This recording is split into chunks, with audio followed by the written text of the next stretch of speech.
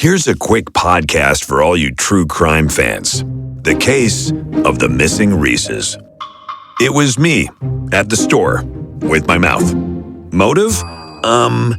They're Reeses. What was I going to do? Stop myself? Tune in next time to see if I do it again. Spoiler, I will. Wow, that had everything. Reeses, suspense, Reeses. Last podcast on the left is all about the facts. So when Southern New Hampshire University came on as a sponsor, it was time to do some research. Turns out they offer more than 200 online degree programs, and get this, criminal justice and psychology are some of the most popular. Classes have no set meeting times, and tuition rates are some of the lowest in the U.S. Want to learn even more about SNHU? Visit snhu.edu/last. There's no place to escape to. This is the last podcast. On the left. That's when the cannibalism started. What was that? I just don't really understand why more fairy tales don't have like lesbian parts. Yeah. Like, why isn't there not a Snow White thing where you like open up the lid of her coffin and it's a princess, and to wake her up, she's got to eat her out. Kind of a hot thing there. People can't handle it. There's a gay character in the new Beauty and the Beast, which is literally a story about a woman having sex with a human buffalo, and the people are upset that there's a gay character in it, friends with Gaston. The nerdy one from Harry Potter is getting gaped by a buffalo man, and we're upset because Gaston wants to get kissed on by a tiny fat. Oh, no. All right, welcome to the show, everyone. This is the last podcast on the left. I am Ben Kissel. That's Marcus Parks. Hey. And fans have commented how we've always introduced you as a guest, Henry. And so I know. With us, I'm special guest. It's nice though, because it kind of boosts my confidence. All right, it allows me to be more free. That's good. I'm very happy that your confidence is boosted. All right. Well, speaking of, I guess, boosting of confidence, Ron Hubbard's confidence is growing. We're on to part 3 of the strange and wild life of L. Ron Hubbard. Can I make a thesis statement up top? Can you give me a bit of a grad student moment? Sure. Okay.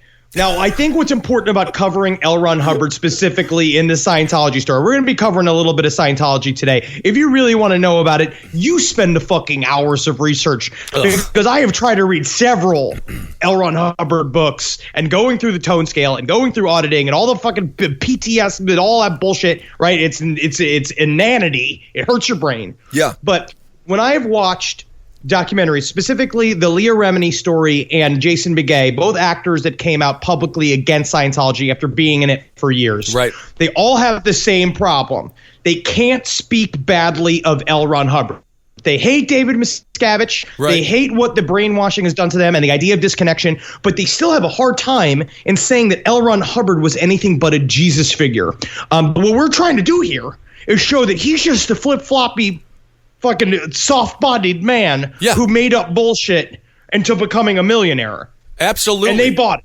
You know, that is so interesting with the cult. Even the people who are now SPs that have left the cult, they still can't do it either. Mm-hmm. I mean, that's how strong this indoctrination is. We were at the Scientology tent at the Salt Lake City Comic-Con, which was amazing, by the way. Well, it was technically the L. Ron Hubbard tent. Yes, indeed. Yeah. And it was really fascinating to see those individuals in real life after we've been talking about them for all these weeks. The woman was dead-eyed. They did give us free buttons, which were cool. Yeah. And the interesting thing was, Marcus, we were there, and how they were trying to entice the kids was they wanted us to sign up for a free science fiction challenge. Yeah, it was to be an author. It was a writing contest that people that were aspiring sci-fi writers could enter and possibly gain fame and fortune from. And they also gave us a little booklet that was a catalog of every L. Ron Hubbard book ever written. They even had Buckskin Brigades in there. They're not even ashamed of Buckskin Brigades. They love Buckskin Brigades. They love Buckskin Brigades. Also, the beginning of L. Ron Hubbard's Hubbard's Science of Humanity, was Science of Survival, which is going to eventually be the backbone of Scientology. Thanks, Commander Snake Johnson. It thanks him in it, too. It's full of shit. The whole thing's full of shit.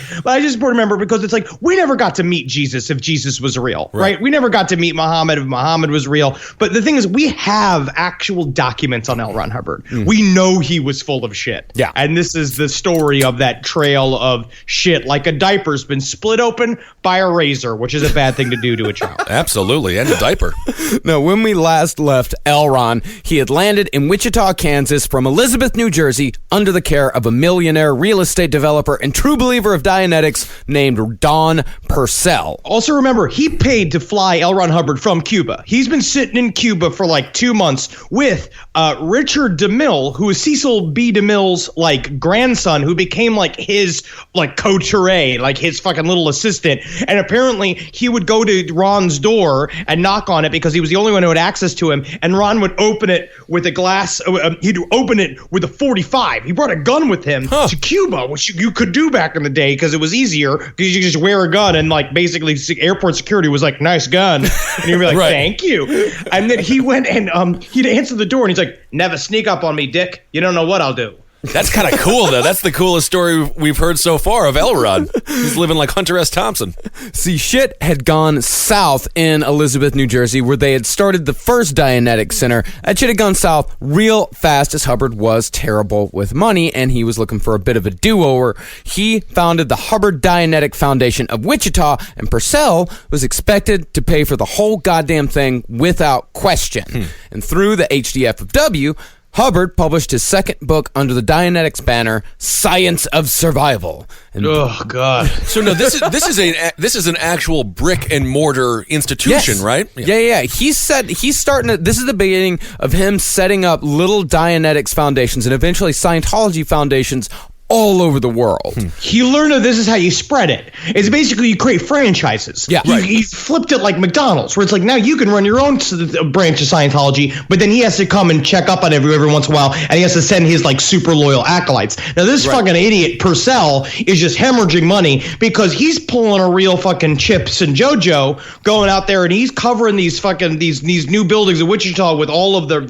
shiplap that he could find, and they got new pergolas. Everything's looking real nice and ship shape, real fixer-upper style. Yeah. Right. Now, Science of Survival, which continued the trend of each book being more indecipherable than the last, focused quite a bit on the tone scale. Ooh, oh, no, that? Marcus. not MJP, no, not the tone scale. I love the tone scale. HTZ, don't come at me with that, all right? I don't know what to tell you, MJP, all right? Because it comes down to the breakdown of the tone scale is one of the most inherently important factions of Scientology. And if we mess this up, no one's going to be clear. Oh, we're not wow. getting any wins today. Oh, There'll be no wins for any of our listeners if they can't understand the tone scale. No wins, no gains. Well, they'll understand the tone scale, Marcus. You know how to teach them. No, the tone scale is, as far as I can interpret, because this shit is extremely difficult to understand, which is the whole point. Tone scale is a meter of different states of physical and emotional being ranked from 40 to negative 40. Ooh. And those are big numbers. Those are huge numbers. 80 numbers. Yeah. Those are numbers. That's kind of fun because... Remember this. What he did was he took Dianetics and he blew it out, right? But Dianetics started with 4 zones, and then you have to go up the 4 zones. He's now made 80 different zones, so you're just getting more for your money. You know what I mean? You're making money now buying in because he increased the amounts of zones. Also, he's increased the amounts of tenets from there were originally 4 tenets of Dianetics to now with the Science of Survival. There's now 8 tenets of Scientology, which is what they're going to be drilled on for the rest of their life. And this is how you make oodles and oodles and oodles of money. I mean, every single time there's something new, and it always improves upon, if not outright changes what came before. It's actually very similar to what colleges do nowadays. Yeah. There are so many damn classes. You really only need 4: science, math, English, and an elective. But now they have everything you want. I've always said school is a scam. It is kind of a scam. Now, the bottom of the tone scale is total failure. That's negative 40. And that's worse than death. Yeah. Between negative 40 and 0, you've got states like sacrifice at negative 6, hiding at -8. Wait, hold on. What's hiding? It's hiding. Just hiding? Just like isn't I'm it? just like a kid and be like, my dad's coming home in 5 minutes. I'm gonna hide in the car. I'm gonna hide in the trunk of the car, and then it turns out your dad's drunk and he wants to drive. Next thing you know, you're getting rear-ended and you're dead in the trunk of your dad's car because all you wanted to do was hide, and now you're a -8. That's why it's a -8. I see. Yeah, and that's a sin. That's a sin. You did bad. All right, you need to confess those sins. You need to do an OW write-up, my friend. I'm sorry. Then you've got needing bodies, owning bodies, and controlling bodies. That's -4, -3, and -1.5. Remember this, because bodies are bad in Scientology. Okay. Your body is just a big, sloppy, hairy vessel, horny, hard, little fucking like bearded vessel. Yeah, you don't want it. No, you don't want it. You don't want your bacony smelling, like my pubes too long kind of body. Like you want to free that. You want to crack that open so your theta can get out. No, I understand what you're talking about regarding like your body and my body and most of Marcus's body. But what if you're like The Rock or like, John Cena? Like you have Still a bad body. That's still a bad body? Still a bad body because you've also got blame, shame, and pity. That's -1, -0.2, and -0.1. By the way, I just had a great revelation. John Cena, what's his catchphrase? You can't see me. He's hiding. He's a -8, and he's got a great body. He's probably a -11.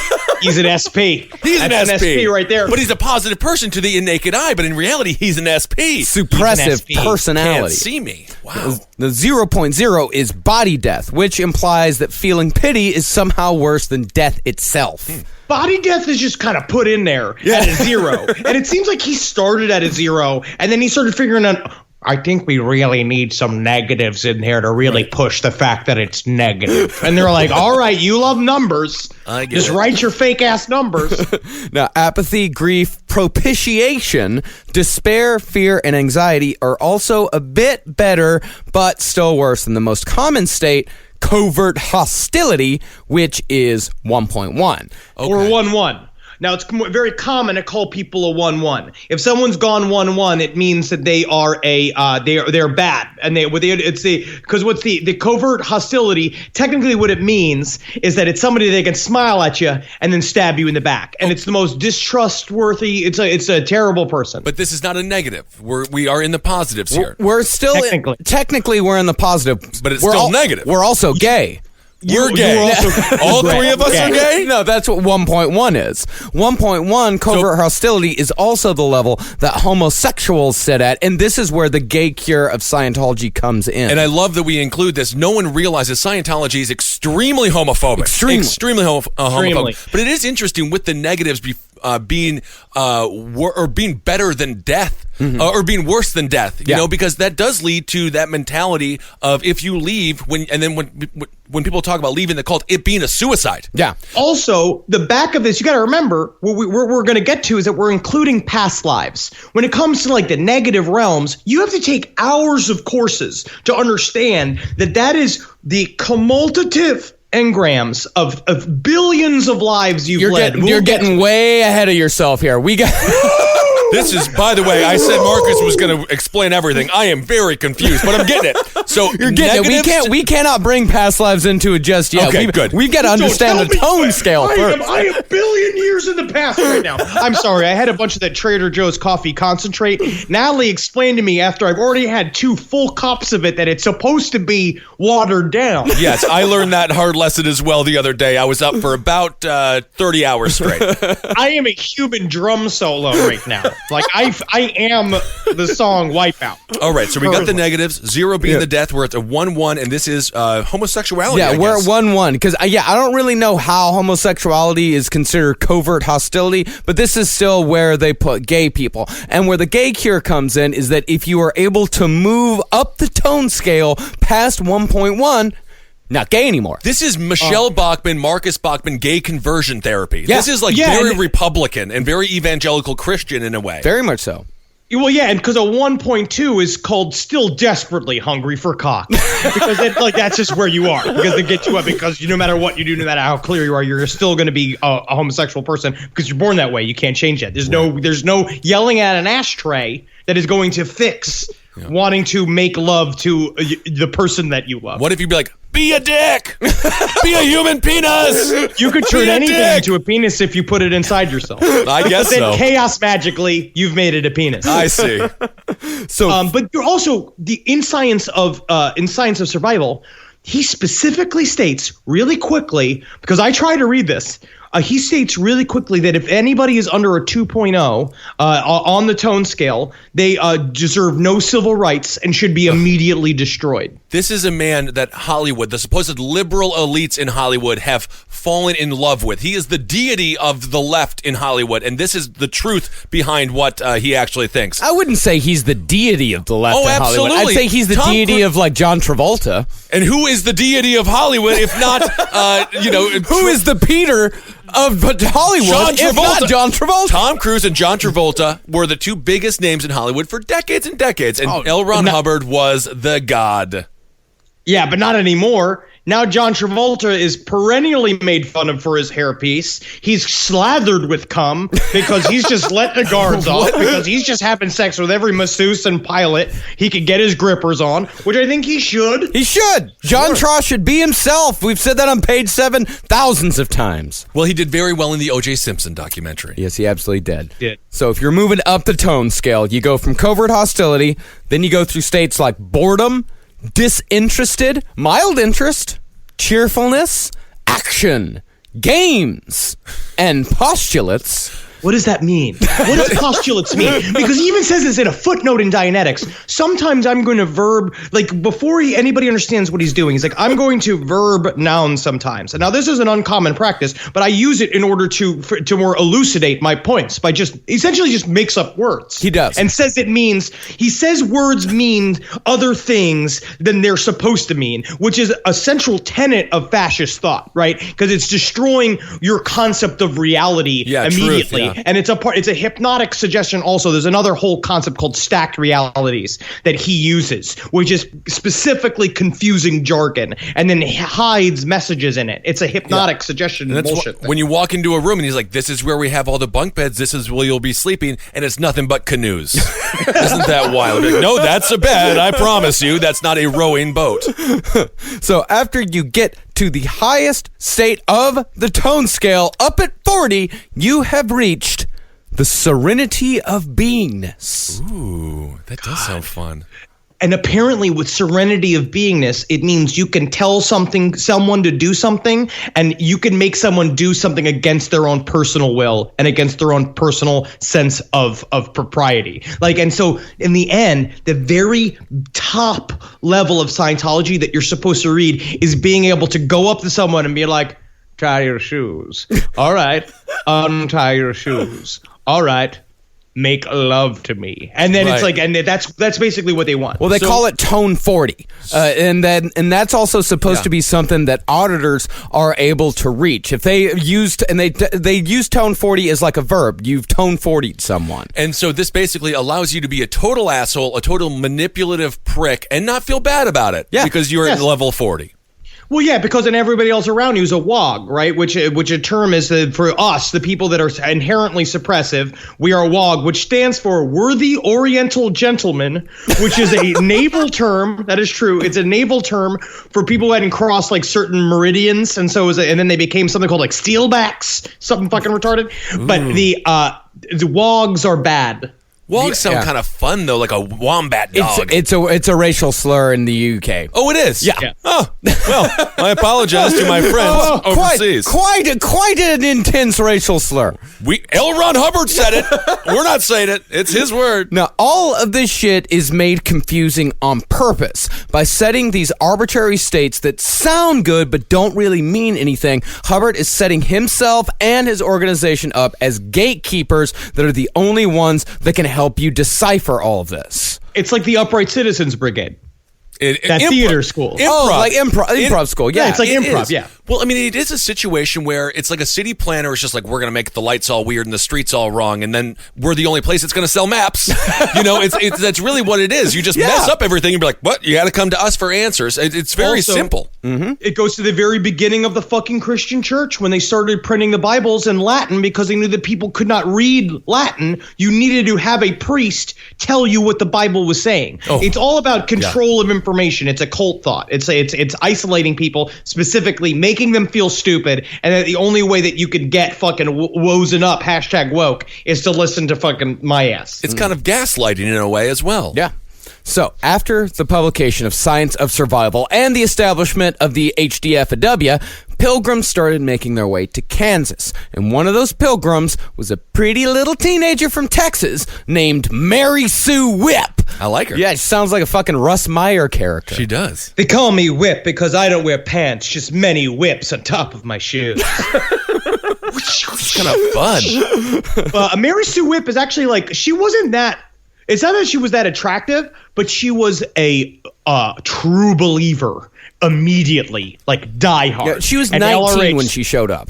Yeah. And no, she showed up in the home where L. Ron Hubbard was staying. She showed up in Wichita, Kansas at the Wichita, what is it called? The Hubbard Dianetics Foundation. And so this had already reached Texas, where she was, and this is before the internet, obviously. So this must have been a fairly large operation already. This is like 1951, yeah. And I mean, Dianetics had made its way all the way across the nation. It was the #1 bestseller. They're popping up all over the country. Right. So yeah, it's enough to reach a 19-year-old girl in Texas. And inspire her to travel to Wichita, Kansas, the future home of BTK.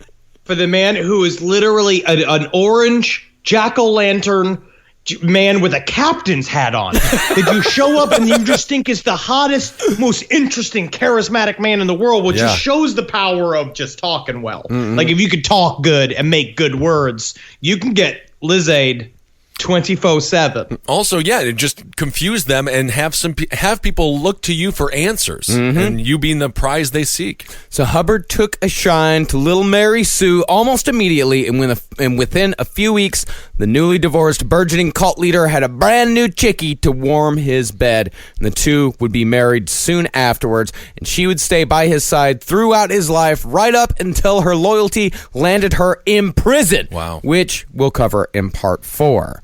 Do you mind if I pour myself into you? Excellent. You're my little vase. My sweet little vase. The flowers are the dookie. This is different than I expected it to be, but... Excellent. So do you mean better or worse? It's worse, isn't it? Yeah. Yeah. I know it's bad. Now it's good. Oh! Out. But despite the influx of believers, things weren't going any better in Wichita than they were in New Jersey. See, Don Purcell, the man footing the bill, had been at odds with Hubbard from the moment he arrived, as Hubbard had brought along a brand new angle to Dianetics that Purcell didn't jibe with: past lives. Now, as we discussed on the last episode, when a person was audited, they would travel back on their time track, sometimes going as far back as conception to look for engrams. But some people were starting to go even further, past conception into lives lived before, and L. Ron rolled with it perfectly. Wouldn't you just go into your father's ball sack and then have to navigate that world like Martin Short? I'm in my father's nutsack. We're listening to Rush. We're driving around in his 74 Duster. I can smell his jeans. Get me out of here. Get me out of here. He's drinking and driving and everyone's laughing about it. They think it's just relaxing. I think they're about to pick up my mother. Oh, God. I'm slapping against my mother's bottom part of her vagina.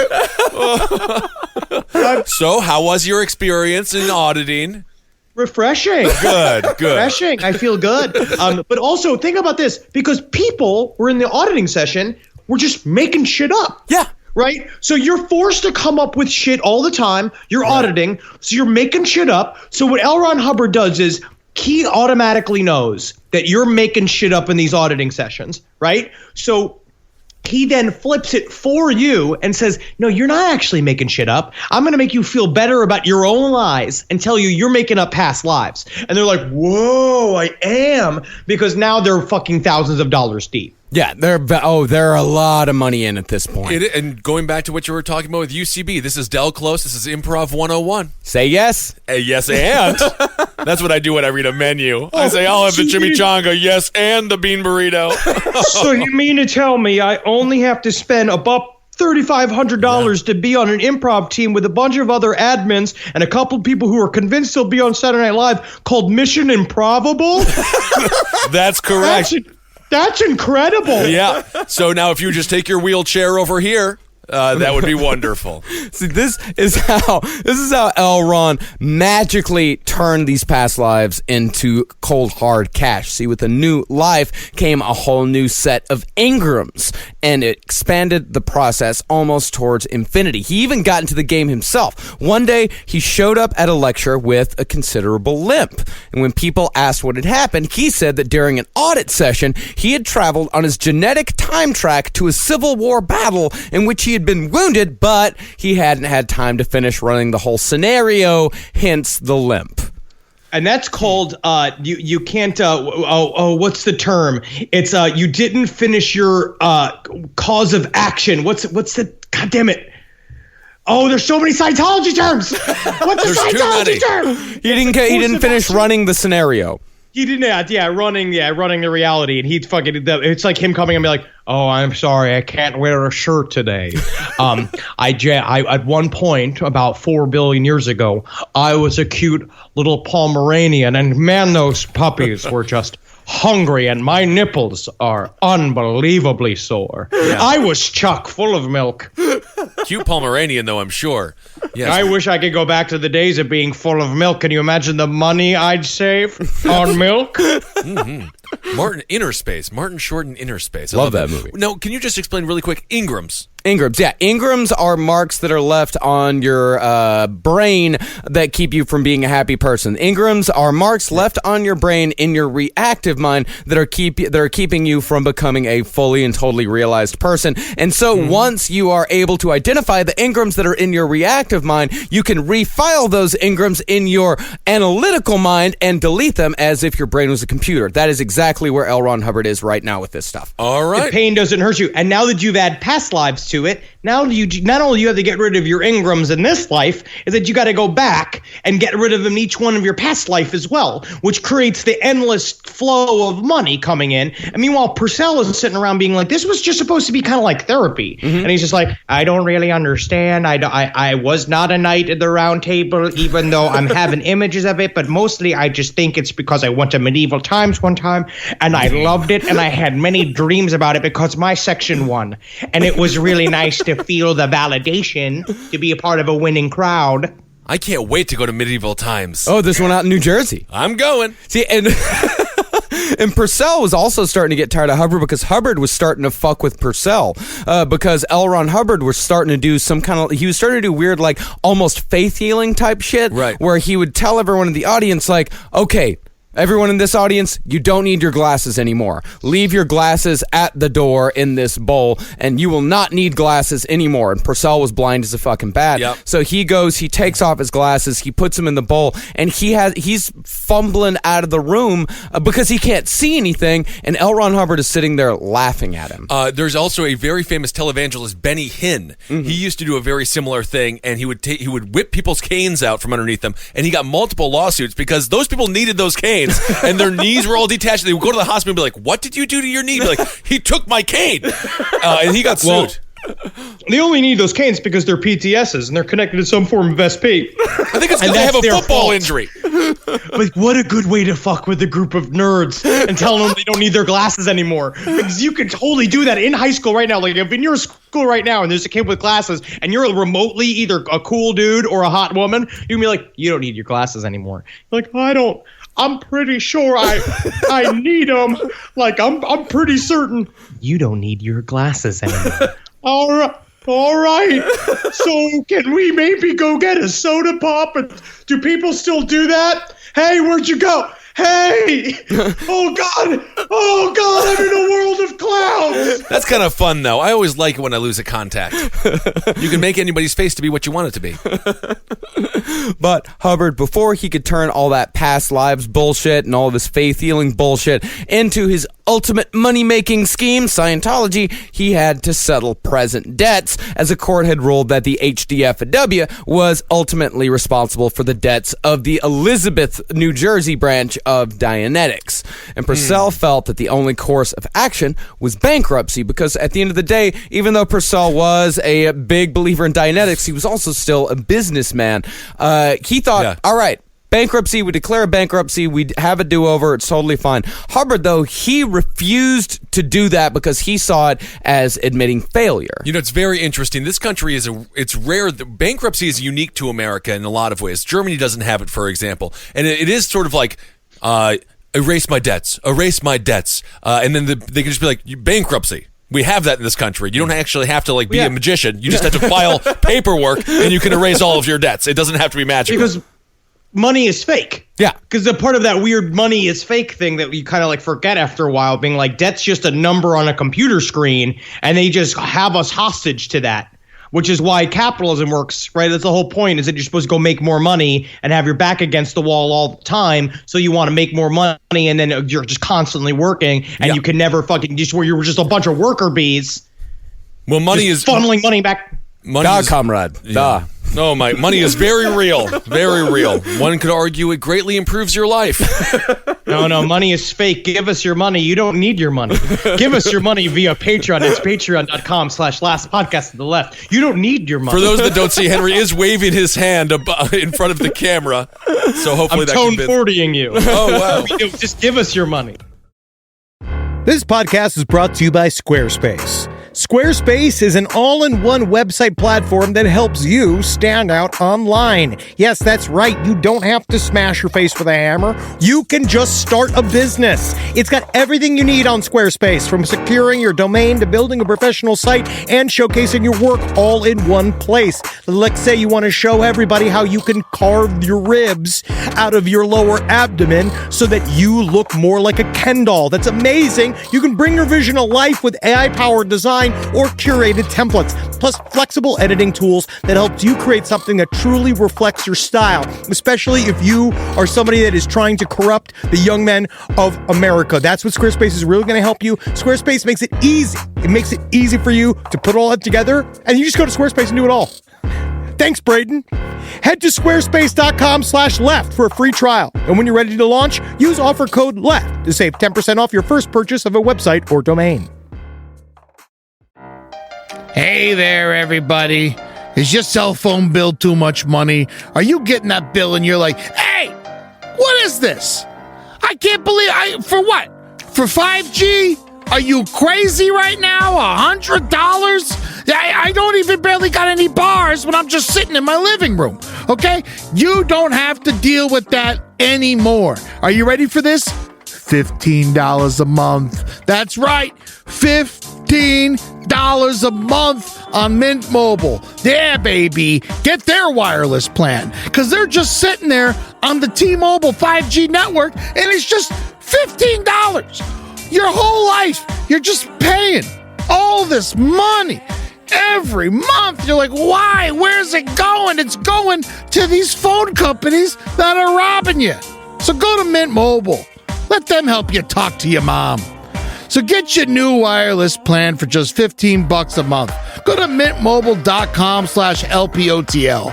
That's mintmobile.com/LPOTL. Cut your wireless bill to $15 a month at mintmobile.com/LPOTL. That's it. There's no catch. Upfront payment of $45 for 3 months, $90 for 6 months, $180 for 12 months. Plan required, $15 per month equivalent. Taxes and fees extra. Initial plan term only. Greater than 50 gigabytes may slow when the network is busy. Includes up to 20 gigabytes hotspot. Capable device required. Availability, speed, and coverage varies. See mintmobile.com. All right, I know what you're thinking. I like to go banking, but I don't want to give to these big old banks all the time that cater to the 1%. Well, go ahead and get yourself hooked up with Chime. It's banking built for you, not just those rich jerks.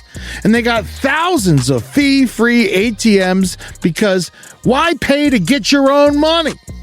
Chime is working for you, man. You get your Chime card, you're going to get travel perks, you're going to get into airport lounges, you're going to get those chicken thighs. You know, every time I go to an airport lounge, I get chicken thighs. And you know what I say whenever I see a plate of chicken thighs? Give me more. Chime's going to get you those chicken thighs in these lounges, all right? Sure, they could serve other types of meat, but why would you when chicken thighs are so delicious? Chime is not just smarter banking, it's the most rewarding way to bank. Join the millions who are already banking fee-free today. Head to chime.com/left. That's chime.com/left. It only takes a few minutes to sign up.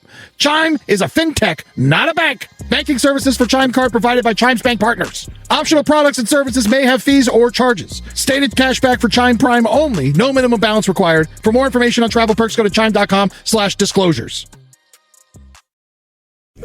So in this whole bankruptcy fight, Hubbard was outvoted, bankruptcy was declared, Hubbard resigned and established the Hubbard College on the other side of town, still in Wichita, Kansas.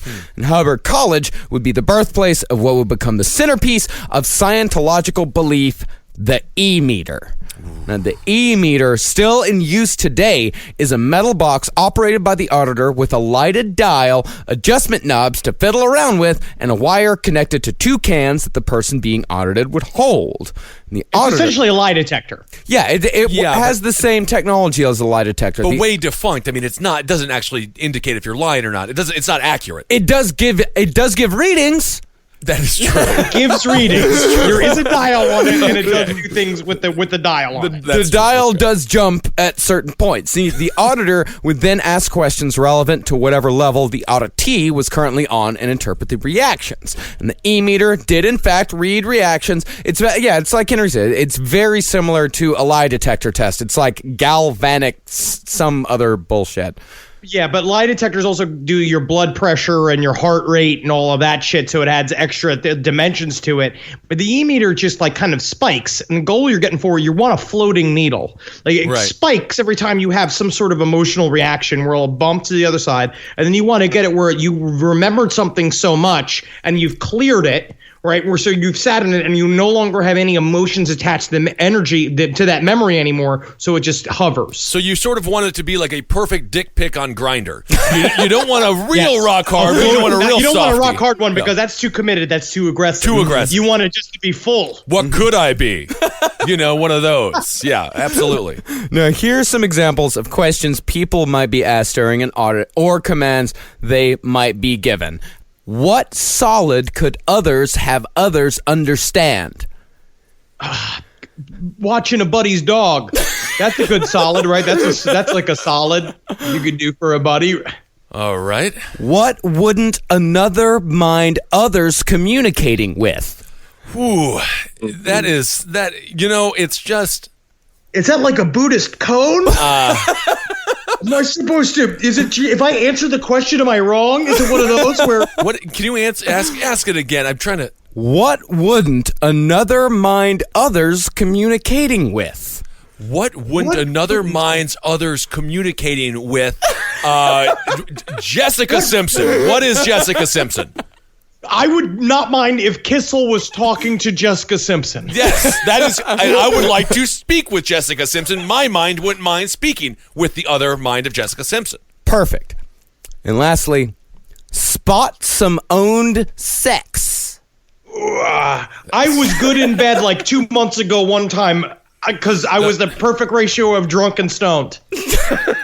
I spotted it. Spot some owned sex. I was good. I've been good. I've been good in the past. Maybe. I know. Marriage. Wow. That's actually, I think that's the answer. Every wedding I've ever been to owned sex. Now, people pay anywhere from hundreds to thousands of dollars an hour to be asked these questions and have their reactions interpreted. This still happens today. Those fucking questions are being asked right now in a Scientology center somewhere on this earth. All right, let me just Venmo you. What do I owe you, Marcus? I believe for this session, $1,500 for those three questions. Spot some own sex. It's truly Is disgusting. Is that like human trafficking in Malaysia, from St. Louis? I don't even want to decipher what that nonsense is. And of course, all of the answers that you give in these auditing sessions are meticulously documented and saved. Ooh, so now we know Henry is addicted to alcohol, smoking marijuana, and is bad in bed unless he has a perfect dose of both. No, I'm good when I'm connected. You got to look in the eyes. Never leave the eye gaze. God. And suddenly, just being clear wasn't good enough. And in 1952, the creation of Scientology proper introduced another level, that of the OT. But I just It's like vanilla Coke.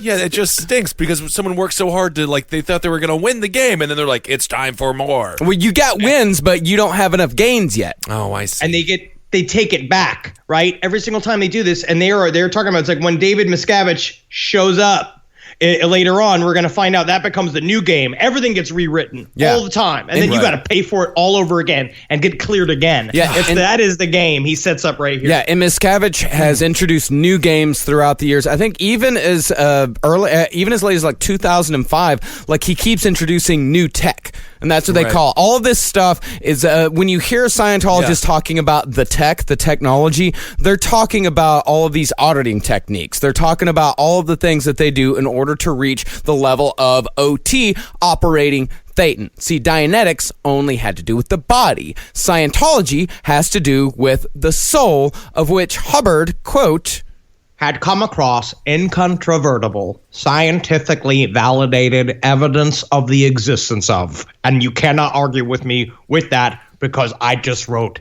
that down. There's no way to argue with that whatsoever. Can't do it. I wrote it. I know you wrote it down. You wrote it on a page, and you're overweight, so there's no way that's wrong. I printed my own certificate for myself to show me that I had done that. And I put that up on a wall in a frame I made myself from several pieces of wood. I made the frame and the certificate, and you can't take that away from me unless you take that from my hands. But then I can come and take it from your hands back, and it's like I did it again. Mr. Hubbard, there's a line forming at the coffee shop. Please, go. I have scientific, absolute, incontrovertible evidence that I have already paid for this coffee. Yes, you did actually. You know what? I don't even care if you paid for it. Do you want a pastry? Yes. Go. And besides this scientifically validated evidence, Hubbard had also come across a nasty little legal battle with backer Don Purcell, whom Hubbard regularly referred to as, quote, that little flatulence. I kind of think that's funny. I have to admit, Elron, I would laugh if I was hanging out with him. I would be. That's good. So it reminds me of the Ren and Stimpy episode when Stimpy had the fart. Remember when Stimpy lost his fart? Oh, that was sad. So Parsons and Parcell, every friend that goes into business with him, just once again, they get totally screwed over. Always. Yeah. Always.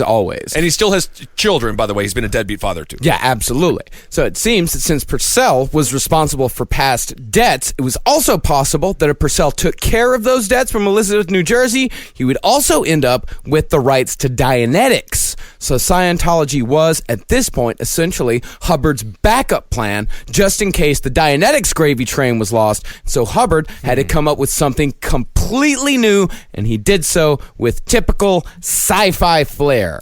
He literally just did it. He literally just knew that it was all money. He knew that Dianetics was going to get taken out from underneath him, and he wanted also to make sure that Dianetics was worth nothing. Yeah. Because he wanted to make sure that not only that if he was not going to make money off of it, nobody else was. And so now it's like, well, Dianetics was just kind of the stepping stones. We don't need that anymore. Now we have this is the break-off shuttle part. Mm-hmm. It's like Evil Dead versus Evil Dead 2. You really don't need Evil Dead. Interesting. Evil Dead 2 is a superior movie. I mean, I love Evil Dead, but it is Evil a superior Dead 2 is movie. far superior. Yeah. And it's the same plot. Exactly, same movie. Yeah. Same movie, but with a budget. She mean to tell me I've been putting fucking useless dollars into Sam Raimi's fucking pocket for Evil Dead 1? Yeah, just watch Evil Dead 2, bro. I'm going to find him in Hollywood. I'm going to pants him. Oh, down the street in front of his family. I love Sam Raimi. God, he's perfect. Now, here's the cosmology of Scientology. In Scientology, the true self of a person is an immortal, omniscient, omnipotent being called a Thetan. Ooh. Thetans had created the universe to amuse themselves, but in the process had lost their superpowers of being immortal, omniscient, and omnipotent. It's like being in the bath and you put a bunch of subs on top of your penis. Like when you're like sitting there and you're like, oh, he's got a hat. And now he's got a beard. Yeah. And then you forget to jerk off. Sure. And you realize your bath water is just filthy and you're not getting clean. Covered in red. Now, over trillions of years, Thetans had picked and discarded millions of bodies, going in one, going out one, going in one, going out one. But every person was always inhabited by a Thetan. You've got a Thetan. I got one? I got a Thetan. Ooh. Henry's got a Thetan. Ooh. Mine is fun and sweet. Yes. And gay as a lark. And just all he wants to do is dance and be in movies. Mine's name is Blorb Reynolds. and he can smoke and smoke and smoke, but he doesn't get cancer. Kind of cool. But sounds like both your Thetans have problems. You can't get cancer. No. Now, with the help of Scientology, one could restore their Thetan superpowers and become an operating Thetan, a.k.a. an OT. Oh. Now, this is kind of sort of like, if that's the Krang inside of the big robot body, and then it can take over and do cool shit for you. Yeah. Okay. And if you become an OT, you could actually transcend Jesus Christ and Buddha, who were, in Hubbard's words, just a shade above clear. Not that far. I mean, they certainly wore a lot less clothes than I do. Sir, I gave you your crossant. What else do you want? Can you get out of this coffee shop? For this meal. I have scientific proof that I've paid for this meal. I'm not even charging you. Just scientific proof. And from the moment of its release, people ate this shit up. This is Tom Cruise was talking about being an OT. So he has a what is it, a Thetan? Well, that has a superpower. I think he's an OT7. It goes up to OT8. Yeah, okay. OT, because that's the thing is that first because originally with Dianetics it was just becoming clear. That was the furthest that you would go. And then when Scientology was introduced, then you wanted to become an OT. But once you become an OT, there are 8 more levels to go. OT1, OT2, OT3, OT4, OT5, and so on and so forth. Okay. And every single level above OT, you start getting more and more information. That's where all the wacky shit like Xenu comes in. That I'm sure all of our listeners, you know about Xenu and volcanoes and all that. But that is also a part of what Scientology does is a thing called study tech, which idea you learn at the very beginning. They brainwash you into how you're supposed to learn Scientology. This happens later on.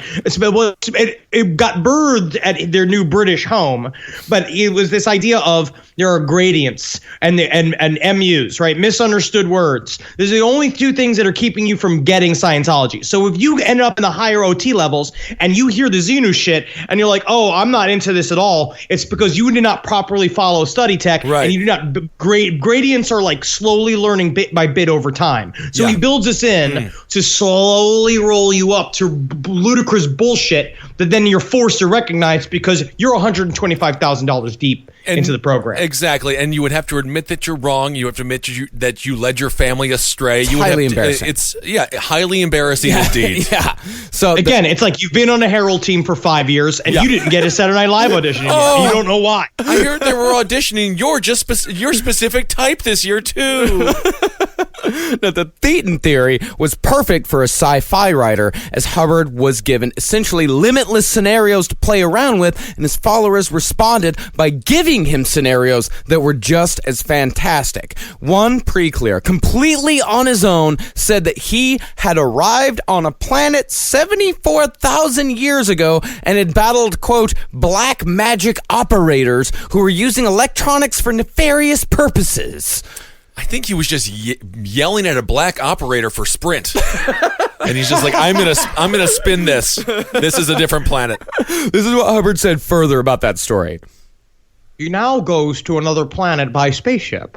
A deception is accomplished by hypnosis and pleasure implants, rather like opium and their effects, whereby he is deceived into a love affair with a robot decked out as a beautiful red-haired girl.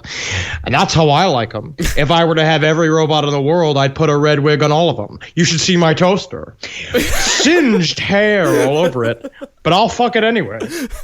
So in other words, with the help of Scientology, a person could write themselves into a sci-fi story and completely and totally believe that they had actually lived the life of a space hero in a distant galaxy. Okay. It's a perfect nerd religion. This is, as referenced by Henry Zabrowski at our Chaos Magic panel in the Salt Lake City Comic-Con, this is John Candy in the movie Delirious.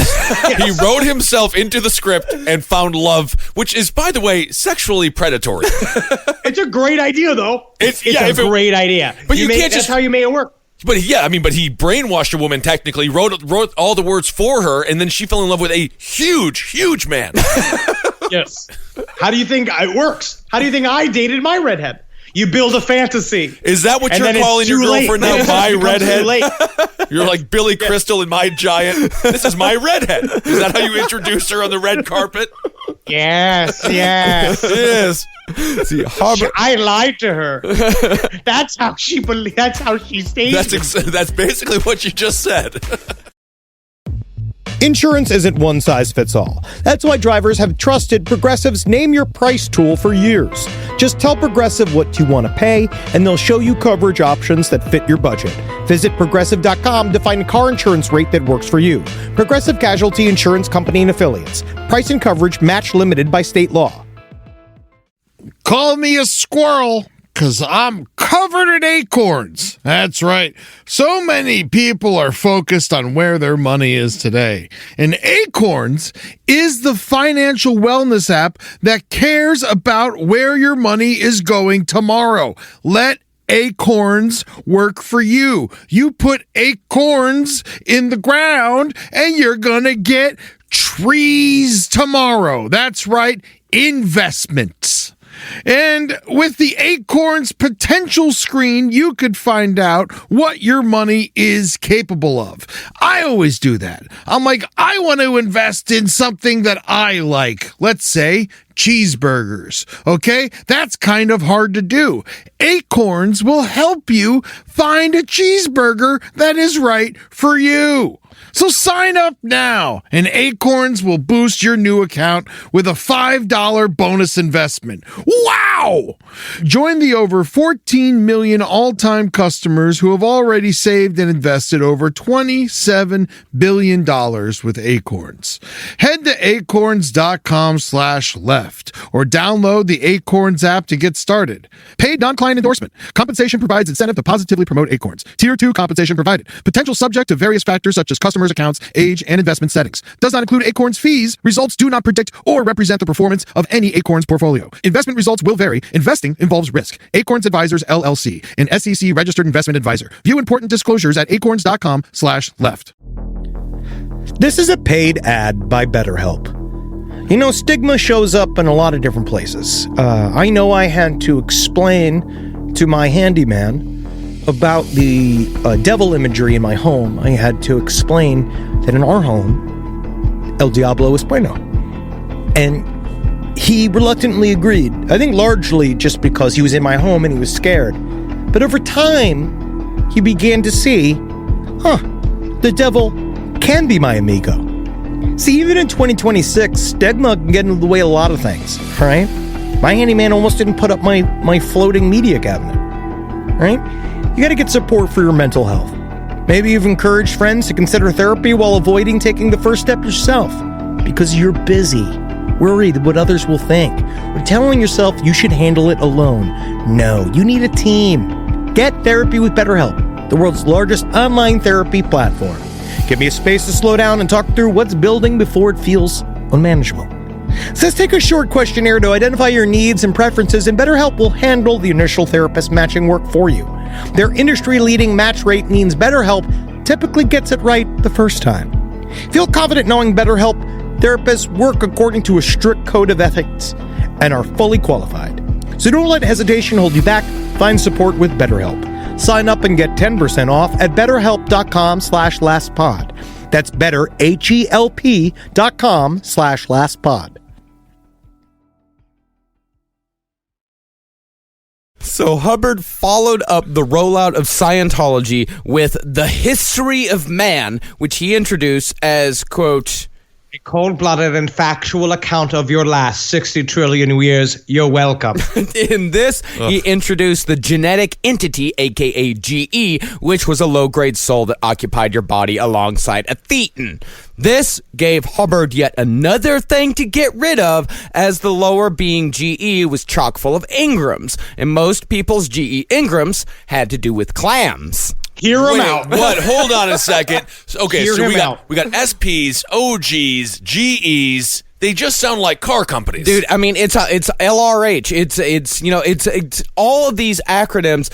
What these acronyms do is they just isolate you from the rest of humanity. They make you a Scientologist in language, because I mean, of course, like, language is such an important thing to control for a cult leader. Of course. And Scientology was one of the first to really understand that, is that if you give someone their own language, then pretty soon they're not going to be able to talk to anybody but a Scientologist. Yes. Well, you're basically implant in them a whole new personality. You implant. That's what Jason Begay, who was one of the big actors that had come out against saying Scientology. That's what he was saying. That's why this is great for actors. That's why actors love it, because essentially it's like a role. You're playing a role, and then also you're getting a whole new system of and a way of thinking that basically is an us versus them mentality anyway. That everybody else is an SP or a WOG, and you are someone that truly understands how the universe works. So you get a sense of superiority. You get your own fun little language. It's great for nerds. Yeah, I guess so.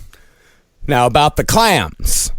Now this is about the big clams. jump. You know what, Marcus? We've been meaning to talk to you about the clams, as a matter of fact. Listen, I love clams. Don't get me wrong. I love a chowder. I love a linguine. But he postulates, to use that word, that we all started as clams. Mm-hmm. And he also postulates that is proof of evolution, that everyone has a clam GE inside of them. I got a clam in me? You got a clam in you. I got a clam in me. You got to get that clam out.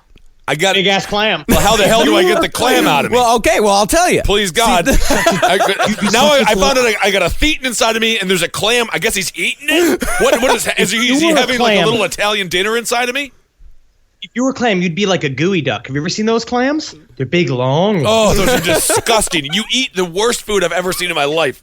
Anything that struggles to live, I eat. Oh, good Lord. Okay, so the biggest bugaboo that a clam has to deal with is the constant conflict between the hinge that wants to open and the one that wants to close. This could be fixed by imagining a clam on the beach opening and closing its shell rapidly, while at the same time mimicking the opening and closing of the shell with your thumb and forefinger. Open, close, open, close, open, close. Mm-hmm. Hubbard said, quote, this gesture would upset large numbers of people. I understand why. Because then you ask them, like, why are you doing it with your hand? Be like, it's like a clam at the beach.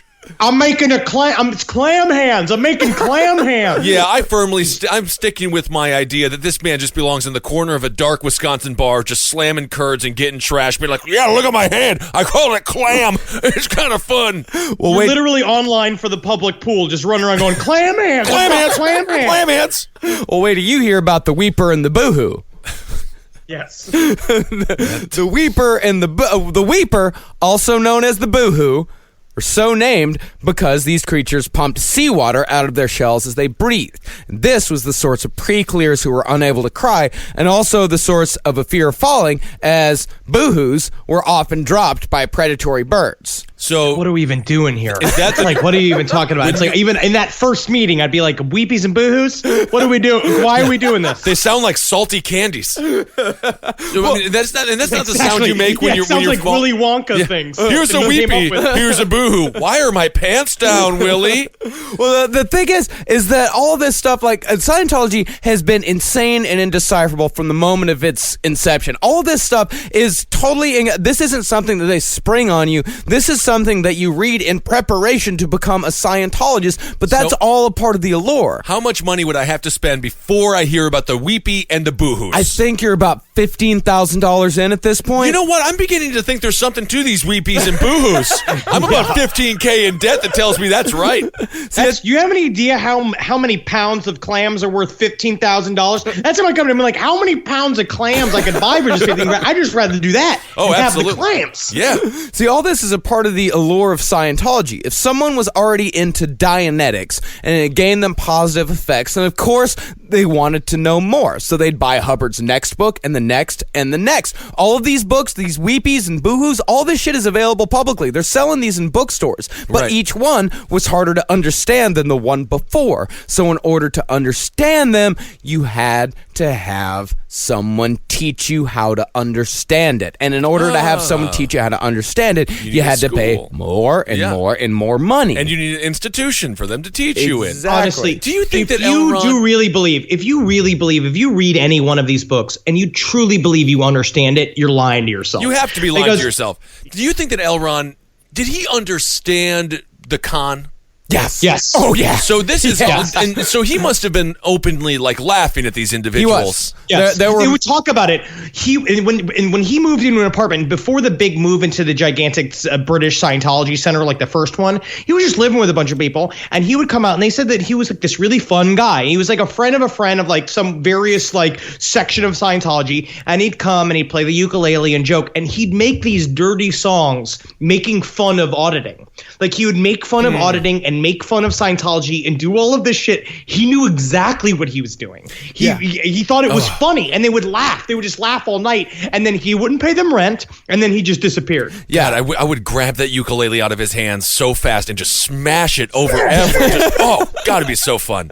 Yeah, there was even one story that a guy told that he was hanging out with L. Ron Hubbard, and some guy showed up at their doorstep and offered to pay Hubbard $5,000 for a copy of Excalibur. Remember, Excalibur was the book that was supposedly so good that it made people kill themselves. Right. And Hubbard told the guy very solemnly, no, of course, like it is not for man's eyes. I cannot sell it for any amount of money.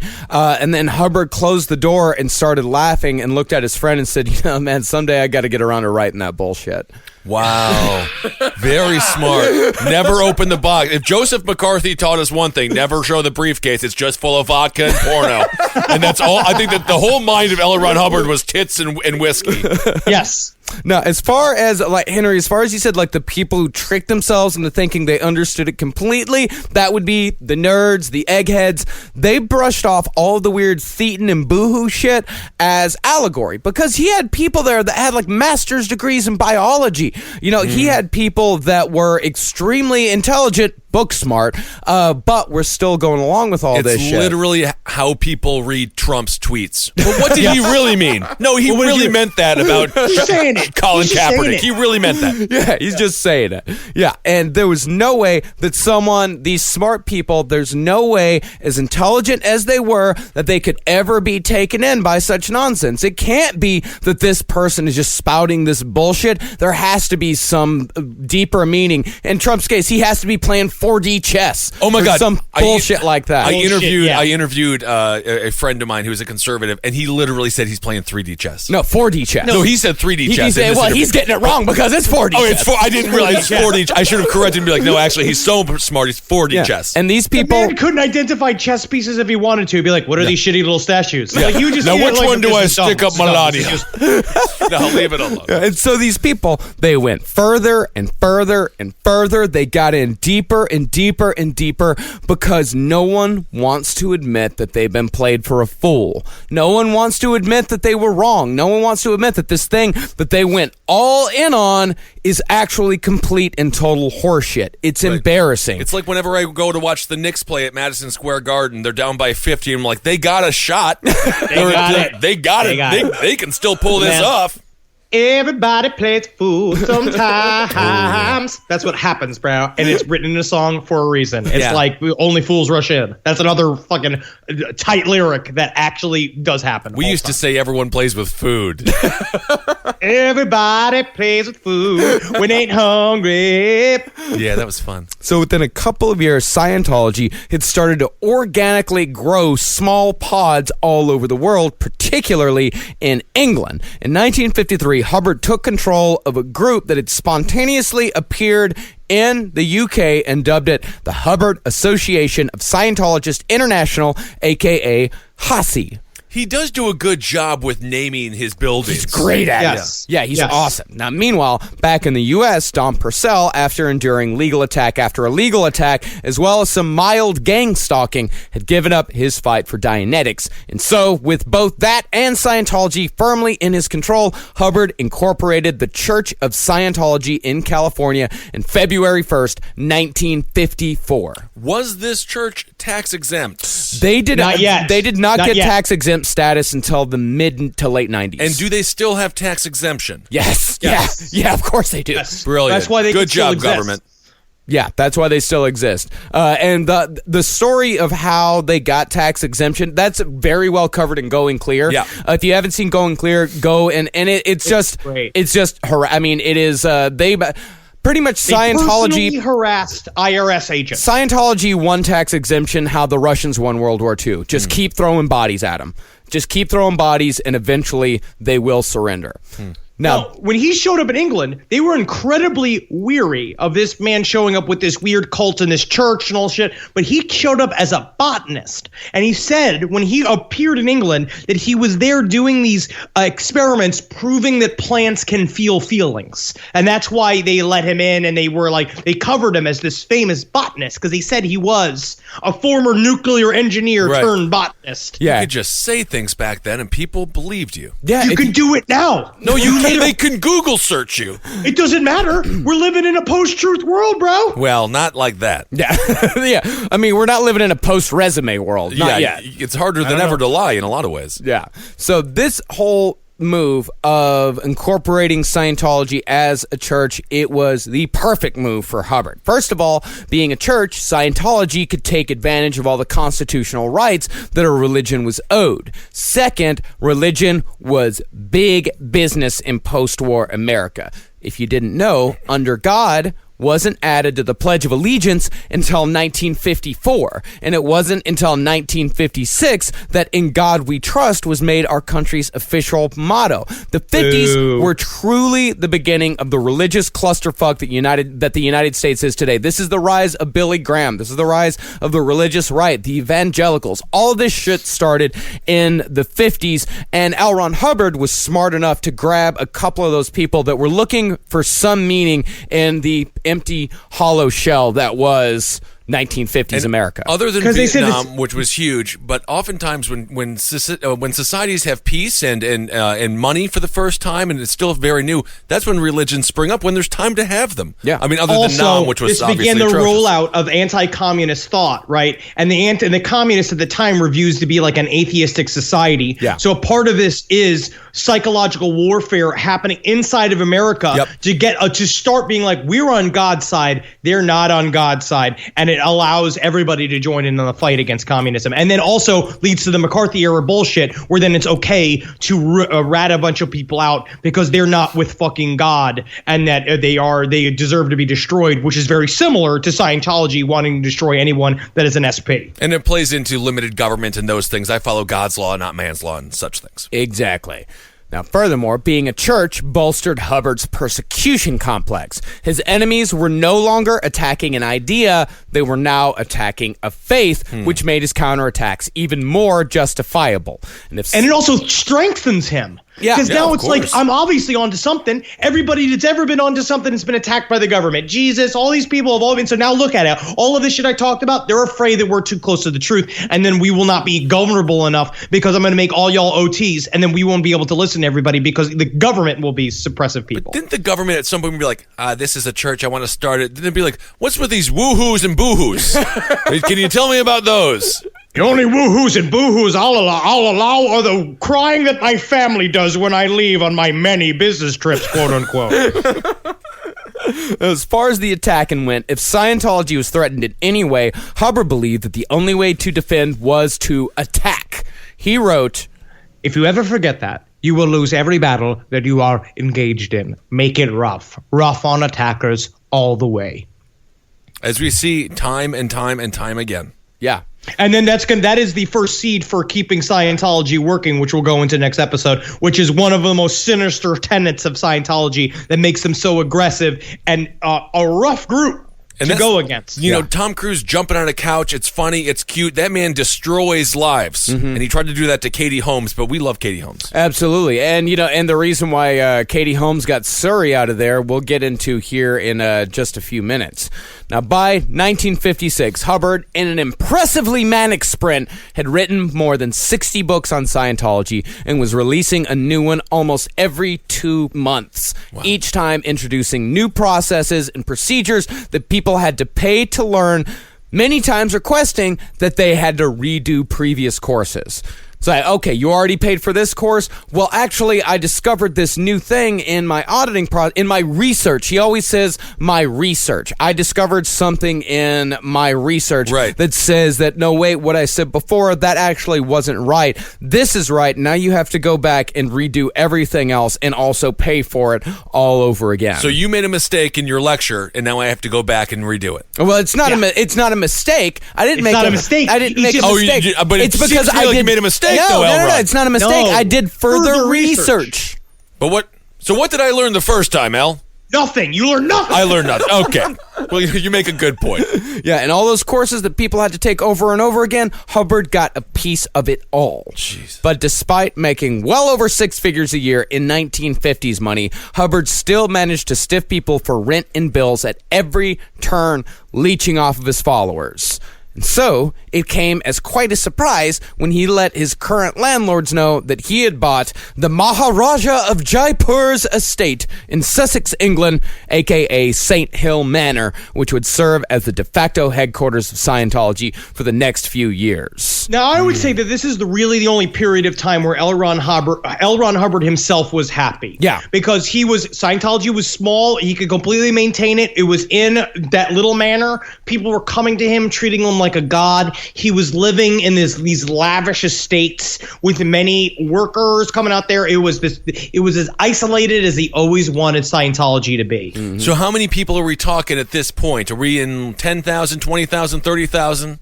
Couple, honestly, it's like maybe 2,000 or 3,000 in terms of because you only had 3 other centers. So you had California, Wichita, which now is gone, Jersey, which is pretty much gone too. So it's like, and then everyone's coming here. Well, he'd already said he'd had some in Arizona. He had some in California. There are some. They're dotted all over the landscape. Okay. But as he was getting all that set up, bad news came from across the Atlantic. In 1952, a few years earlier, Hubbard's estranged son from his first marriage, Nibs, had shown back up in Hubbard's life wanting to be a part of this whole new Scientology thing. And within just a few short years, Nibs had gained the titles of Hubbard Communications Officer in Charge, Chief Advanced Clinical Course Instructor, and Hubbard Communications Office Worldwide Technical Director. See, it came out that Nibs had, quote-unquote, blown, which was Scientology jargon for leaving the church, a.k.a., blowing the org. I think also my goodness, it sounds like an interesting sci-fi film where there's women and they're not wearing shirts and then the guys are all, looking fun. Sounds like Dune. Yeah, but blowing the orb. Org. Like the org, the organization. Oh, the org, yeah. Blowing the org, yeah. See, it seems like Nibs hadn't gotten any of the financial gain that he figured was coming his way from being the Messiah's son and decided it was time to cut his losses and resign all those positions. See, Hubbard's main concern was not that he was losing his son, but rather that Nibs would try to continue making money using Scientology, which he said he still wanted to practice in his spare time. In response, Hubbard wrote, "If he goes to practice anywhere or starts up a squirrel activity, have HCO cancel all certificates and awards of his. He won't ever be hired back." And that gives you even more jargon that they're throwing in there. Squirrels, Right. is another big thing. What are squirrels again? Squirrels are if someone leaves with Scientology teachings and decides to teach it outside of the Scientology system. Like if people like certain parts of Scientology, which has happened, they go out and they teach them, and they are called squirrels. Right, and then they have the institution, the folks, the squirrel busters, Yeah. who sound very fun, but they're not actually arresting squirrels for selling narcotics. They're stalking people. Yes, and also the idea is that like certificates are, he hands you a clear certificate. If he feels that you've cleared a certain course, you get certificates. And the way he punishes people is by saying, I can rescind them anytime I want, and therefore your soul's in jeopardy. Now, this, among other things, caused Hubbard's paranoia to increase, and so he introduced security checking, aka the sec check, for all the people that worked for him. A sec check was essentially an interrogation that used an e-meter. And the worst sec checks asked a person dozens of extremely personal and embarrassing questions to not only try to ascertain whether they were a threat to Scientology, but also to obtain incriminating information about the person undergoing it. Right. Here's an example of some of the questions. I'm going to audit you guys again. Okay, cool. Okay, all right, okay. I feel like I got this one. In no I don't way. know. I don't know feel if I good. have this one. Ooh, I'm going to be a Sea Org before you know it. Do you collect sexual objects? No. I don't know. I don't know. You have the fleshlight. I know you have the fleshlight, Marcus. He's asking the question. I'm not being audited here. I'm auditing you. You have sexual. Oh, he flipped the table. Can you flip the tables on the auditor? Yeah, HTZ, absolutely not. HTZ cannot flip the tables on the other. Neither can you, BGK. No. That's my answer. Next. Have you ever done anything your mother would be ashamed to find out? I once was at work, and I had a big thing of Indian food, and I was really hungover, and I shat my pants in the cubicle, and then I just threw my underwear out in the bathroom of the office, and I sat with shit-stained khakis on for the rest of the day because I only had 3 hours left. Well, my mother would be proud of you for staying at work, so that's not so bad. Have you ever peddled dope? No, I can actually say I have never peddled any kind of dope. That's good. Yeah. And my mother would be proud of me for that. I've given weed, but I've never sold weed. Yeah. Do you have any bastards? No.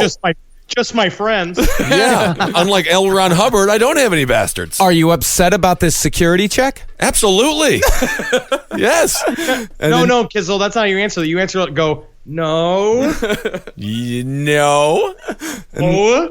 And then they get even weirder from there. Here's some more. Have you ever tried to act normal? Every day of my life outside of this show and my home. Yeah. Have you ever practiced cannibalism? No, Damn. unfortunately, because it's very difficult to get human meat. You cannot do it. It's illegal. Have you ever had intercourse with a member of your family? No. What? Why are you asking me that? I feel like you've had intercourse with a member of your family. BGK, MJP, I'm flipping it. You had sex with your brother. I'm not audited here.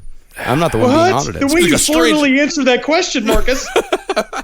Strange. Have you ever had anything to do with a baby farm? Okay, let me clarify. Is this the beginning farm, or is this a farm of babies? That's a good clarification because, I thought it was a farm worked by babies. Oh, interesting.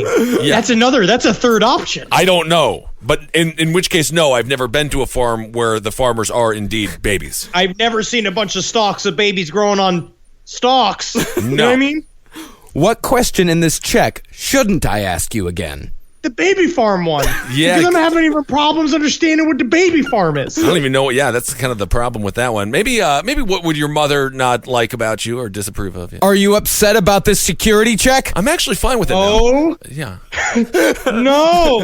Well, now I'm just thinking about a bunch of babies with tractors and stuff like It's that. kind of fun. It's kind of cute. Yeah, little baby tools. And then it can get flipped around. Oh. Say, if the auditor is the one going through the sec check, then I would be asked these questions. Henry, ask these questions. Have you ever startled a pre-clear when he was on a comm lag? No. I think you have. Yeah, it seems like you have the way that you answered that one. No. Have you ever failed to flatten a process when it was still biting? No. I think he did. I don't believe you. Have you ever jammed a pre-clear into a one-way flow and then left him stuck there in it? Yes.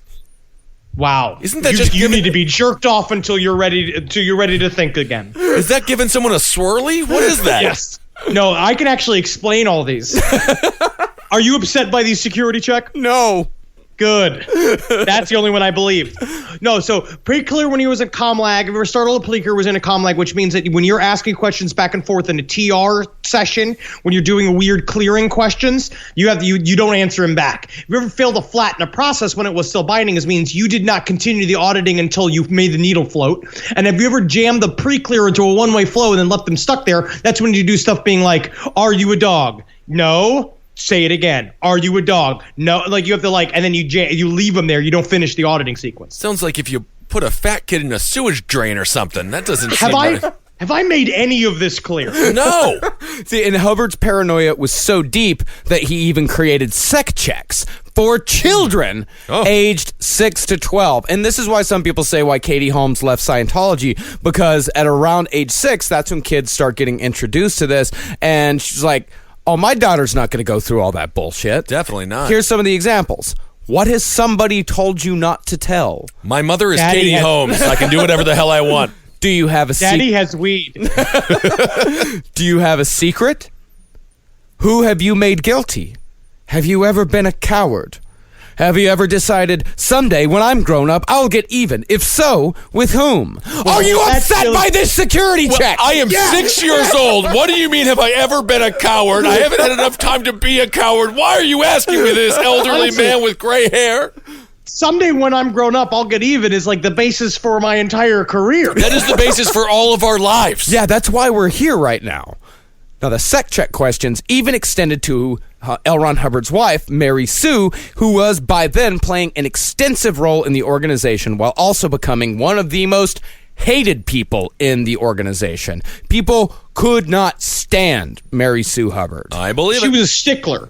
Yeah, she was. And it wasn't so much of a surprise that one of the questions on the sec check was, have you ever had unkind thoughts about Mary Sue? Oh, well, what do you mean by unkind? What do you mean? You mean like it's not like I haven't completely pictured like checking her with my car every once in a while. It's kind of like the satisfaction I'd get of seeing her roll over the hood and smash into the fucking windshield. I don't think about that like all the time. I mean, why would these people answer that question honestly? Because of course they wanted to kill Mary Sue. Well, because what it did was, because the e-meter did react when you thought thoughts, right? It did have like a little bounce. It makes you to the point, it's thought policing. It's to the point where you can't even think anything outside of it because you won't even dare, because you don't want to. It's not even because you feel scared of L. Ron Hubbard or Mary Sue. It's because you're sick of the sec check questions and you're sick of constantly having to deal with it. So you're just like, I'm just not even going to think about it anymore so that I can just pass this shit so I don't have to do it anymore. Yeah, and they talked about that in that My Scientology movie. By the way, Louis Theroux, I understand he's British. Apparently I said he was French. Whatever. He's British. They're the same people. Yeah, Helena Montana. Fuck you. Oh, why would you say that? Why would you say that? Let us make it family. Let us make it fancy. Good We're Lord. making it fancy. But they were talking about, the guy that was giving the exam, or the guy behind the guy giving the exam, one of the big, strong guys, just started punching the guy in the face. It was just like, just answer appropriately and you can leave, you know, and that's all it was. Yeah. And every single one of these sec check sheets Oh my God. were sent to the Scientology headquarters in St. Hill, where they were carefully and meticulously compiled into dossiers on each and every high-level church member. And it wasn't just those simple questions like that. I mean, it was questions like, have you ever murdered anyone? Right. And some of these people have murdered someone, and they would, so they could get through it, they would eventually say, yes, I have murdered someone. It's like an open mic comedian just searching for the joke. There was a comedian recently who admitted to a massive crime and was arrested. Not a smart move. So, I think more comedians that we probably know are guilty of crimes. Yes, I'm sure. Yes. So in 1960, Hubbard's paranoia would come into conflict with another one of the 20th century's great paranoiacs, Richard Nixon. Ooh. Hubbard issued a bulletin to the U.S. that said that they should do everything in their power to stop the presidency of Nixon. He said, We want clean hands in public office in the United States. Let's begin by doggedly denying Nixon the presidency, no matter what his Secret Service tries to do to us now. So please get busy on it. Also, I think George McGovern has some good ideas. Can you imagine the threesome a woman would have to endure between Richard Nixon and L. Ron Hubbard? Oh, no, I don't want to imagine that. Taking your clothes off. I don't want to. As a matter of fact, well, speaking of McGovern, Thomas Eagleton could have used some Scientology, perhaps. He could have. This is 1960. This is Kennedy Nixon. Oh, okay. This is the Kennedy time. Never mind. Oh, God, if someone could please draw a threesome between Richard Nixon, L. Ron Hubbard, and Mary Sue Whip. Or just don't. Yeah. If you please don't do that as well. Out of all the... I'm going to come. Sounds like he's about to have one. Oh, I'm having one. Are you Richard Milhouse Nixon? Call me Milhouse.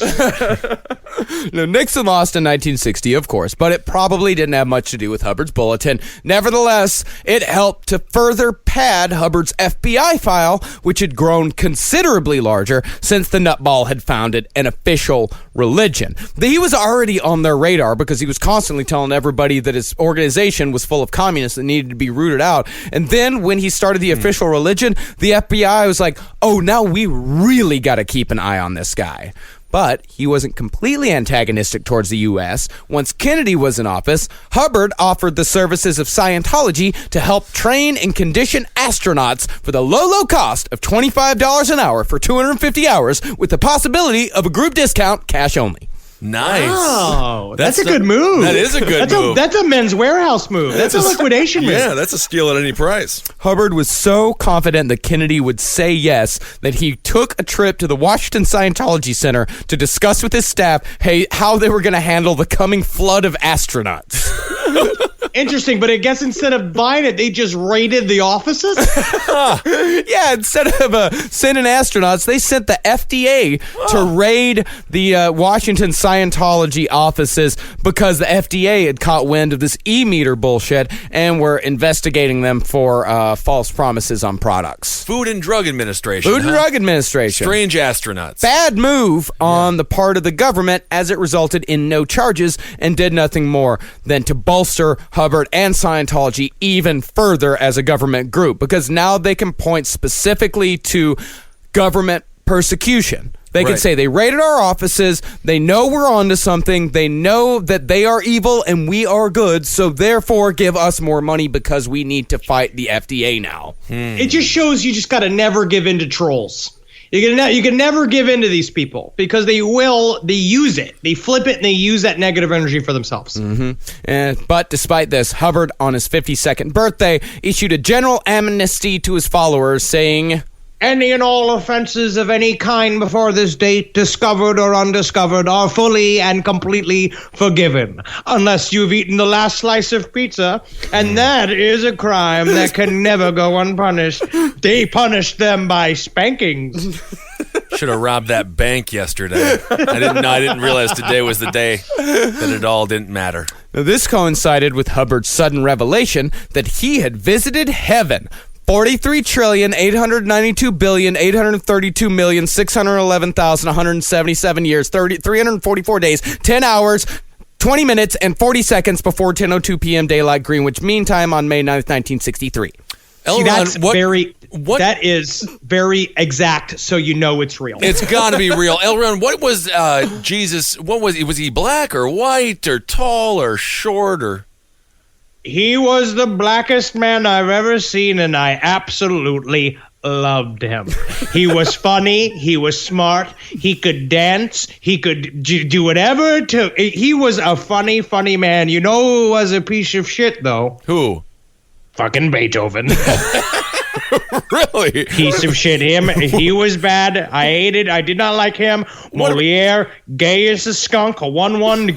Can't deal with him. Really? And but I tell you, and then Joan of Arc was shorter than I thought, and definitely Frencher. Wow. Who knew? Got to be true. See, Hubbard said that heaven was a high place in the mountains of a distant unnamed planet with beautiful marble columns. Hubbard said, The entering grounds are very well kept, absolutely tremendously kept, fabulous entering grounds.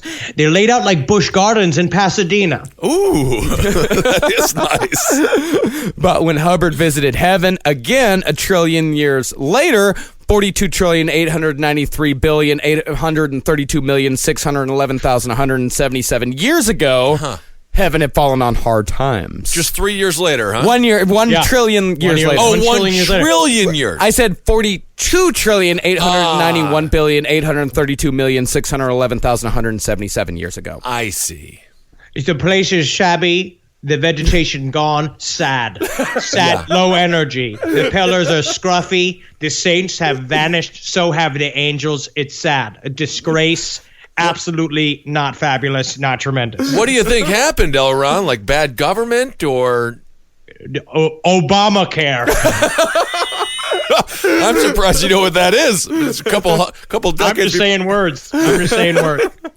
Well, years later, Scientologists, understandably a little embarrassed by this bullshit, would try to explain all this away once again as allegory. Hubbard did his best in the same bulletin to say otherwise. About his heaven claims, he wrote, This HCO bulletin is based on over 1,000 years of research auditing. It is scientific research and is not in any way based upon the mere opinion of the researcher. And by that, I mean opposite of that. And by opposite of that, I mean opposite of that. I have scientific documentation to show that I did write the sentences that I have been writing and you are currently reading. I have scientific proof of that. It's the sentences that I'm writing. It's an analogy, without a doubt. As the years went by, Hubbard's paranoia only increased. In 1965, Hubbard introduced ethics. Ethics was the first major step towards Scientology becoming a society unto itself with its own rules and methods of punishment. This is the worst. This is the worst part of it. And now this is how we're going to see how Scientology comes completely about the extension of the personality of L. Ron Hubbard. It's about joining you to be a part of him, like your cells of a gigantic organism. And ethics are trying to keep people on the ball and completely loyal to him. And it's where Scientology will become the fucking menace that it is today. Mm-hmm. So is it Sea Org, as in Sea Organization, or Sea Organism? Organization. Okay. Yeah, and anyone within the group of Scientology who is thought to be disloyal, lazy, or breaking the rules of Scientology would be reported to an ethics officer and assigned a condition in proportion to the crimes committed. These conditions vary depending on the infraction. They could be as low as a condition of liability in which the offender was made to wear a dirty gray rag tied around his or her left arm. Ooh, that's They're also fun. not allowed to wash themselves. And that was like a big thing with L. Ron. We felt that was the ultimate punishment, is that you couldn't shower or bathe. That makes sense. But they could be as high as complete excommunication. That would result in a person being declared an SP, or suppressive person. So now, if you're excommunicated, do you still get squirrel busted? Because they kicked you out. Theoretically, you wanted to stay. You didn't blow. Well, they have been. I think in Going Clear, one of the guys who blew was squirrel busted. Yes, he was squirrel busted. But if they kick you out, do they still haunt you? I think. Oh yeah. Because but then let me back in then. If they kick you out, well, you can get back in, but it costs a lot. I got to read through all the books. I think one person who got kicked out looked at the cost of getting back in, and it was something like $150,000 for all the courses. It's called freeloader's debt. Freeloader's It's a thing debt, that you incur when you leave voluntarily. You basically have to come back and pay all the money, especially if you're part of Sea Org, which we'll find out later on, which we'll talk about, is that because then you get training for free if you're in Sea Org, and if you ever leave it, you then have to pay for the money that you owe for the classes that you got to take for free. It's like when you get kicked out of prison, or you leave prison, you still got to pay for the ankle bracelet. Yeah. Also, it was just a Squirrel huge Busted scam. does sound like Squirrel Busted does sound like the porn that you would use from the that King Arthur movie with the hot girl squirrel and the little boy squirrel up in the tree. Oh, yeah, sure. Sword in the stone. That's right. Sword in the stone. Yeah, if a person was declared an SP, they would be considered fair game by the church and could be sued and harassed as much as Scientology thought was necessary. People that are fair game, these are the people that are gang stalked. It's a terrible practice. Yeah, absolutely. No, they didn't. Did they have access to like television and things like that, or was this their main pastime? Stalking ex-members. This is their main pastime. Yeah, this is their main thing. And in fact, today, like Scientology members if you are deep in Scientology, it is difficult to get permission to freely explore the internet. Because once the internet came, that's when everything started really falling apart for them as far as membership goes. Because then people could so easily, and now that they've got, everybody in America every Scientologist has the ability to debunk Scientology in their pocket at all times. That's one of the most interesting thing about the internet. It has led to huge group organizations that would have previously not, they couldn't solidify themselves. Donald Trump, for example, his constituency, but it also debunked so much old fake religion. Now, these practices of gang stalking, of fair game, all of that, they were not lost on the Australian government, who in October 1965 released a 173-page report about Scientology, saying, among other things, Scientology is evil. Its techniques evil. It is the most largest organisation of unqualified persons engaged in the practice of dangerous techniques which masquerade as mental therapy. That's my new Australian. I like that. That is a new Australian. I've been working on one too. Yeah. Scientology is evil. Its techniques are evil. It is the world's largest organisation of unqualified persons engaged in the practice of dangerous techniques which masquerade as mental therapy. This is very good. I feel like I'm talking to two Australian friends. It's like I have new friends.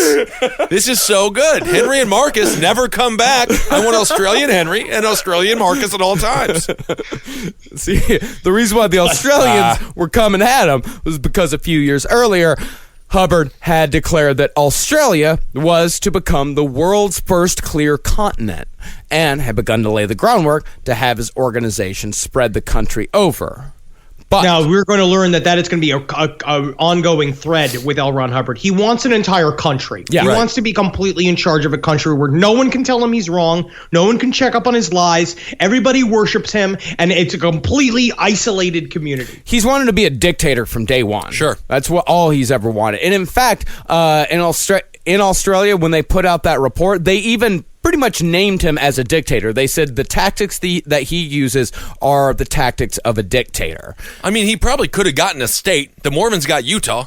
He could have. Like Montana, he probably could have just gone back there and led the whole damn place. But to Australia's great credit, the state of Victoria outlawed Scientology in December of 1965 and empowered the Attorney General to seize and destroy all Scientology documents and recordings. This caused a ripple effect all the way to England, as a few months later, a chairman for the National Association for Mental Health stood up in the House of Commons and asked the Minister of Health to begin an official inquiry into Scientology in Britain. I gotta say, I disagree with the Australians. I mean, you gotta let people believe what they want to believe. I was pretty conflicted myself. I know, fuck Scientology, but people should be allowed to practice if they want to. But that's what you're doing. You were falling into their trap that they are a religion instead of being a predatory cult. They're a predatory cult. They are a predatory cult. Yeah, that is true. They are bad. But you also, Harry Potter. I've seen some fans at Comic-Con look cult-like to me. We want to stop Harry Potter? Close to $1,500 in Harry Potter land. Yeah, I will say it's pretty predatory. Yeah, those wands, they're not magic. They're using Wi-Fi. $65 for each one of those wands. You show up with the wand, and then, of course, you have to have the wand, because you see everybody else got the wand, and they're waving it at shit, and things are, like, the animatronics are going, and they're like, it's magic. It's technology.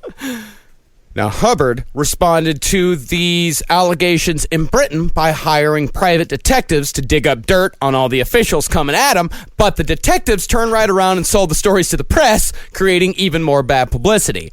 And this is all in addition to the heat Hubbard was feeling back home in the U.S. from the FBI. The idea on how to escape persecution came to Hubbard slowly but surely. It started with one simple question to one of his higher-ups. Do you realize that 75% of the Earth's surface is completely free from the control of any government? Have you read or seen the film The Little Mermaid? Ooh, we're going to the sea. And that's where we will pick up next time on the conclusion of the saga of L. Ron Hubbard. Commodore coming through. Wow, the Sea Orgs. Yeah, man, that Very love cool. boat is not fun. It is not as sexy as the real love boat. Oh, no. I'm sure it's not. All right, great. L. Ron Hubbard, part 3 in the books. Wow. Brain can be cleared now, Marcus, of that information. Fucking finally. And there you go. You look better already. I have been carrying Scientology around in my brain for the last week. Henry, the thing is, you can actually pretend like you are a Scientologist to get work now. Until, of course, I'm they trying. Google you. But just do that. Why not? Flip it. Who cares? Yeah. Can you see this? Can you see these SPs behind me? I just find out the guy, it's whoever is standing in audition, just staring forward, screaming at his sides, being like, stand up, sides! Sit down in the chair, sides! That's good. Stand up, thank you! Thank you! Yeah, just constantly being like, I'm eating for 2, me and my thetan. Stuff like that. And be like, I'm a 40. No, I'm only 35, but I'm a 40. I'm not gay anymore. I'm not gay anymore.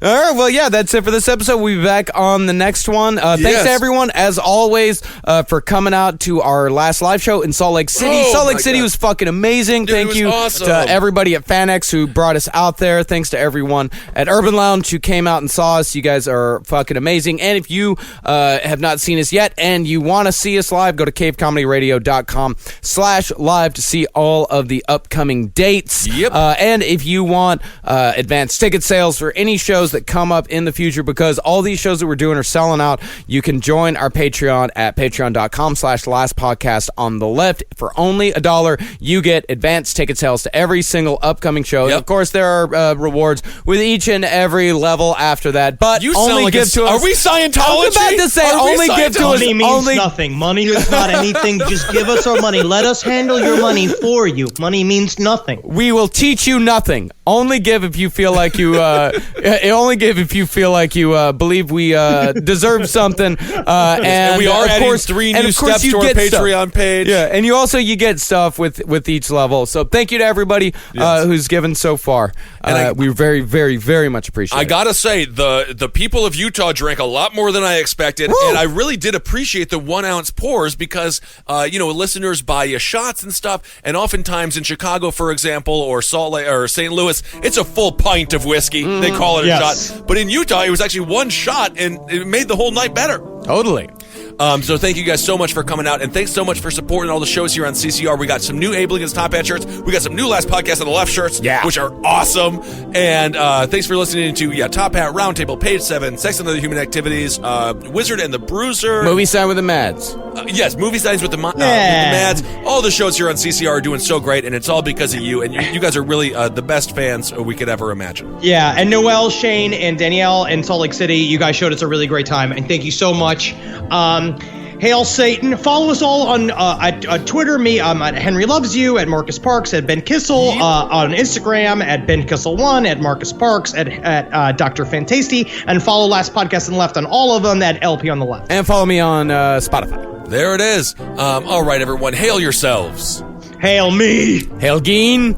Woo, got through this one. Magustalations. Magustalations.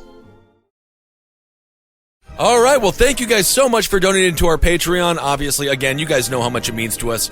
You guys made this whole thing possible, and we love you so much for it. And thanks for supporting the show, listening to the content, and being the most amazing fans of all time. We can't wait to see you all at live shows soon. It's going to be good. It's going to be better than good. It's going to be fine. It's going to be it'll be good with 4 O's. Oh. Well, hail Satan, everyone. Thank you for your money. Hail yourselves. Hail Geen. Hail me, please. And a Magustalations. Magustalations. Hail me, please. Magustalations. Magustalations. Ooh.